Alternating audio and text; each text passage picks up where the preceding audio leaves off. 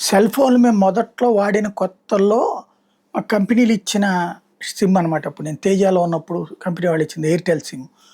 అప్పుడు లెక్క ప్రీపెయిడ్ కాదు, పోస్ట్ పెయిడ్ ఉండేది.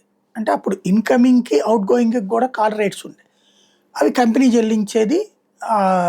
ఇవి ఉండేది కాదు. వేరే రాష్ట్రాలకి అవకాశం ఉండేది కాదు. ఇప్పటికి మళ్ళీ వాట్సాప్‌లు అవి కూడా లేవు. ఫోను అప్పుడు ఉమ్మడి రాష్ట్రంగా ఉండేది కాబట్టి స్టేట్‌లో ఎక్కడికైనా పనిచేసేవన్నమాట.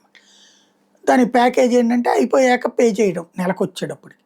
తర్వాత కాలంలో ఇప్పుడు ప్యాకేజీలొచ్చేసినియి ప్రీపెయిడ్. ముందుగానే మనం రీచార్జ్ చేసుకొని ఆ తర్వాత ఎందుకంటే అంతకుముందు ఇట్టాగ బిల్లులు ఎగ్గొట్టినోళ్ళు, మేము కట్టలేమని చెప్పినోళ్ళు బోలెడంతమందున్నారు. కాబట్టి ప్రీపెయిడ్ సిస్టమ్‌లోకి తీసుకొనొచ్చారు.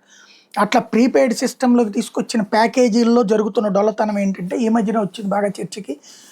చద్దానో ఇట్లాంటోళ్ళు, రాఘవ చద్దా లాంటి వాళ్ళు ప్రొజెక్ట్ చేసుకొచ్చింది. నెల రోజుల ప్యాకేజ్ అంటారు, 28 రోజులకి పెడతారు. అట్లాగే ఛార్జీల్లో తేడాలొస్తున్నాయి అన్నటువంటి వేళ దీని మీదన జ్యోతిరాజ్ సింధియా కీలకమైనటువంటి స్టేట్మెంట్ ఇచ్చుకొచ్చారు. ఆపరేటర్స్ అందరూ కూడా ప్లాన్ బకెట్‌ని ఖచ్చితంగా ప్రభుత్వానికి చూపించి అప్రూవల్ చేసుకోవాలి. వన్ టైమ్ ప్లాన్ ఉండాలి, కస్టమ్ ప్లాన్ ఉండాలి, 30 డేస్ ప్లాన్ ఉండాలి అన్నటువంటి ఆదేశాలిచ్చారు.